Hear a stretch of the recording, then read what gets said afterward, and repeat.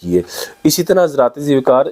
اگر آپ وہ عاصم بن کلیب کے 8ویں شاگرد کو دیکھیں بشر بن مفضل، اور ان کی یہ حدیث پاک ابو داؤد شریف میں موجود ہے اور حدیث نمبر 726 ہے، حدیث نمبر 726۔ وہاں عاصم بن کلیب سے یہ حدیث پاک بشر بن مفضل بیان کرتے ہیں، بشر بن مفضل، اور انہوں نے بھی بشر بن مفضل نے بھی حضرت وائل بن حجر کی اسی حدیث پاک کو بیان کیا۔ انہوں نے پوری حدیث پاک بیان کی اور پھر بتایا کہ رسول اللہ صلی اللہ علیہ وسلم نے رفع الیدین کیا، نبی علیہ السلام نے رکوع کیا، پھر رفع الیدین کیا۔ فلما سجد وضع راسه بذلك المنزل من بین یدیہ، کہ رسول اللہ صلی اللہ علیہ وسلم نے جب سجدہ کیا تو اپنے سر کو اپنے ہاتھوں کے قریب رکھا، ہاتھوں کے قریب جو جگہ تھی وہاں رکھا۔ پھر آگے انہوں نے فرمایا کہ ثم جلس، رسول اللہ بیٹھ گئے، فافترش رجلہ الیسریٰ، نبی علیہ السلام نے اپنا بایاں پاؤں بچھا دیا، وضع ید الیسریٰ، اور آپ نے اپنا دایاں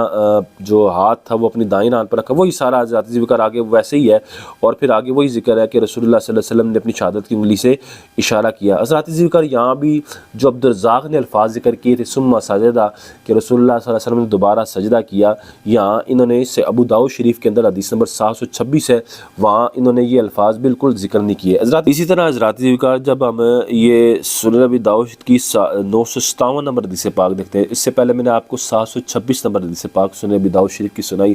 اب حضرات ذکر اگر ہم 957 نمبر حدیث پاک ابو داؤد شریف کی دیکھتے ہیں تو یہ وہی جو 726 نمبر مفضل حضرت بشر بن مفضل جو یہ حدیث پاک بیان کر رہے تھے عاصم بن کلیب سے، امام ابو داؤد اس حدیث پاک کو بشر بن مفضل سے دوبارہ لے کے آئے ہیں، اور دوبارہ بھی یہ وہ وائل بن حجر کی حدیث پاک کو ذکر کیا، اسی طرح سارا حدیث پاک ذکر کیا۔ حضرات ذکر یہاں اگر آپ توجہ سے دیکھیں کہ یہاں بھی انہوں نے ثم سجدہ کے الفاظ کو ذکر نہیں کیا، رسول اللہ صلی اللہ علیہ وسلم کی انگلی کو اٹھانے کا ذکر کیا، لیکن دوبارہ سجدہ کرنے کا ذکر انہوں نے نہیں کیا۔ اور حضرات ذکر یہاں جو امام ابو داؤد نے اس حدیث کے اوپر جو باب باندھا باب کیف الجلوس فی التشہد، کہ تشہد میں بیٹھنا، تشہد میں کیسے بیٹھا جائے، تشہد میں کیسے بیٹھا جائے۔ اب انہوں نے جو آگے اب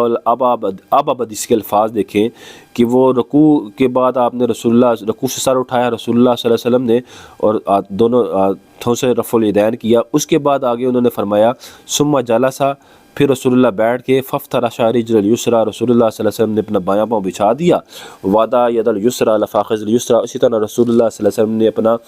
دایاں ہاتھ اپنی دائیں آنکھ پہ رکھا، وحد مرفقہ الایمن علی فاخذ الیمنی، اور آپ نے اپنا جو بایاں جو آپ کی کونی تھی وہ آپ نے اپنی بائیں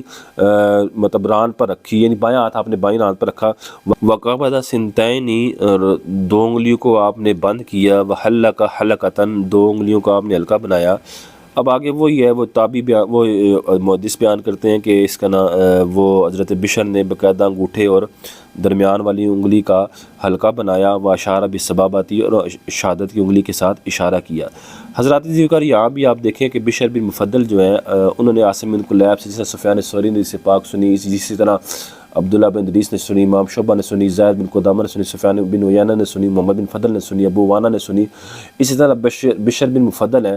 وہ بھی یہ حدیث پاک عاصم بن کلیب سے بیان کر رہے ہیں، انہوں نے بھی ثم سجدہ، یعنی دوبارہ رسول اللہ صلی اللہ علیہ وسلم نے سجدہ کیا، یہ الفاظ ذکر کیے۔ اور سنن ابی داؤد شریف میں باقاعدہ امام ابو داؤد اس کو لے کے اسی سے حدیث پاک کو لے کے تشہد کے اندر آئے ہیں کہ تشہد میں رسول اللہ صلی اللہ علیہ وسلم پیچھے اس کو رفع الیدین میں لے کے آئے، اور یہاں یہ اسی حدیث پاک کو امام ابو داؤد تشہد کے اندر لے کے آئے۔ حضرات ذکر اسی طرح اگر ہم عاصم بن کلیب کے ایک اور شاگرد ہیں خالد بن عبداللہ الواسطی، ان کی حدیث پاک دیکھتے ہیں سنن بہقی شریف اٹھا کر، تو سنن بہقی شریف امام بہقی کی نے اس حدیث پاک کو ذکر کیا، اور حدیث نمبر ہے سنن بہقی کی 2784 نمبر، 2784۔ تو سنن بہقی شریف کی 2784 نمبر حدیث پاک ہے، وہاں جب ہم اس حدیث پاک کو دیکھتے ہیں، عاصم بن کلیب کے ایک 9ویں شاگرد جو ہیں، غالباً 9ویں شاگرد خالد بن عبداللہ الواسطی، انہوں نے اس حدیث پاک کو بیان کیا۔ اسی طرح عاصم بن کلیب سے، عاصم بن کلیب نے اپنے والد کلیب بن شہاب سے، انہوں نے وائل بن حجر سے، کہ انہوں نے رسول اللہ صلی اللہ علیہ وسلم کی نماز کا ذکر کیا، نبی علیہ السلام نے سجدہ کیا، اور رسول اللہ صلی اللہ علیہ وسلم نے سجدہ کیا اور اپنا دایاں ہاتھ اپنی دائیں ران پر، بایاں ہاتھ اپنی بائیں ران پر رکھا، اور پھر آگے حضرات ذکر نے وہی ذکر کیا کہ رسول اللہ صلی اللہ علیہ وسلم نے انگلی کا اشارہ کیا۔ لیکن حضرات ذکر यहाँ उन्होंने उंगली के इशारे का जिक्र किया, लेकिन सुम्मा सजदा वाले अल्फाज जो अब्दुर्रज़ाक ने मुसन्नफ़ अब्दुर्रज़ाक में ज़िक्र किए, यहाँ भी खालिद बिन वास्ती जो हैं उन्होंने ये खालिद बिन अब्दुल्ला अल-वास्ती उन्होंने ये अल्फाज ज़िक्र नहीं किए। हज़रत ज़िक्र इसी तरह अगर हम आसिम बिन कुलैब के एक और शागिर्द है कैस बिन रबी, अगर हम तबरानी की वही जो जिल्द है, तबरानी की ये जो जिल्द तो 14 है और हिस्सा नंबर 22 है, और हदीस नंबर अगर हम देखते हैं तो 69 नंबर हदीस पाक है। वहाँ ये हदीस पाक कैस बिन रबी जो है वो आसिम बिन कुलैब से बयान करते हैं, और वही आसिम बिन कुलैब ने वालिद कुलैब बिन शहाब से और वाइल बिन हुजैर से हदीस पाक को बयान करते हैं। हज़रत ज़िक्र यहाँ भी अगर आप देखें कि तो यहाँ भी आपको ये रसूलुल्लाह सल्लल्लाहु अलैहि वसल्लम की नमाज का तरीका मिलेगा, वही वाइल बिन हुजैर की वही एक हदीस चल रही है, वही एक हदीस, सिर्फ इसके रावी बदल रहे हैं। आप अगर ये देखें वही एक वाइल बिन हुजैर की हदीस चल रही है, सिर्फ इसके रुवात बदल रहे हैं, उसके रावी बदल रहे हैं। इसी हदीस को सुफयान सौरी ने सुना, तो सुफयान सौरी के जो शागिर्द दीगर 5 शागिर्द थे जिनमें अब्दुर्रज़ाक शामिल थे और बाकी अब्दुल्ला बिन वलीद, मोहम्मद बिन अब्दुल्ला अल-मुक़री, मोहम्मद बिन यूसुफ़ फ़िरयाबी, कुतैबा बिन सईद, उन सब ने सुफयान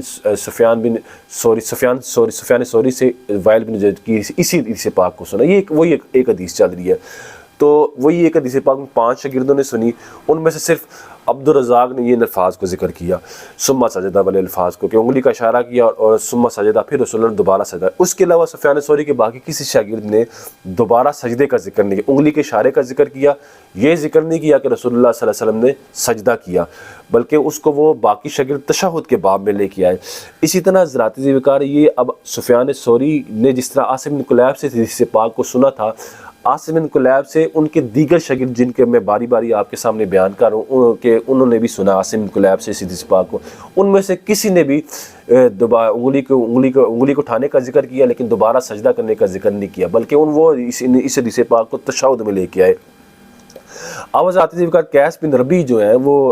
ये तबरानी शरीफ है, तबरानी शरीफ में कैस बिन रबी हैं, इन्होंने भी आसिम बिन कुलैब से हदीस पाक को सुना और उन्होंने सारी वो हदीस पाक बयान की कि रसूलुल्लाह सल्लल्लाहु अलैहि वसल्लम ने वही रफ़ुल यदैन किया, रुकू किया और फिर रसूलुल्लाह सल्लल्लाहु अलैहि वसल्लम बैठ गए। नबी अलैहिस्सलाम ने ये सारी वो हदीस पाक निकल की